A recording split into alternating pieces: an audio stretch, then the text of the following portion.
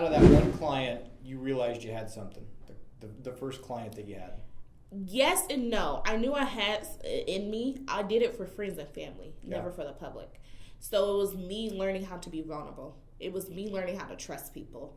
But that one client really reassured me of, you got this gift. You got it. Share it with the world and don't hold that in.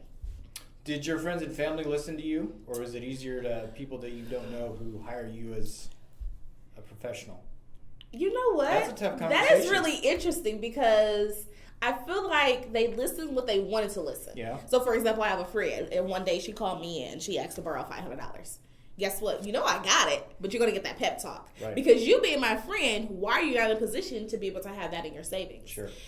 So it's funny because that's kind of like the art of giving. I love to give back, but I'd rather give away to people that I don't know than family, because my family was taken, used, and abused sometimes, and that's taken for granted, versus a complete stranger. There's no strings attached, and I don't know what you did with it. Right. Yeah. I just think that sometimes it's hard to have financial conversations, whether it's your parents or brother, sister, whoever. That's sometimes true. it's just a harder conversation to have. It is hard because people are embarrassed. Yeah.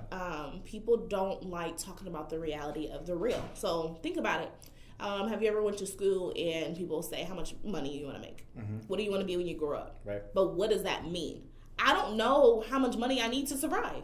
So one thing that I teach my clients and through social media is, what is your dreams? Nothing is ever too big. What type of house do you want to live in? What type of car? Now let's create a budget. So we need to position yourself to bring that amount of money to live the lifestyle that you want to live.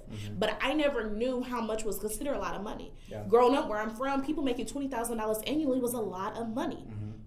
When I was fresh out of college. So for me growing up in poverty, and for me being middle class and transitioning, and I always say that I'm on a journey becoming a multi-millionaire, I didn't know what was considered a lot of money or not enough.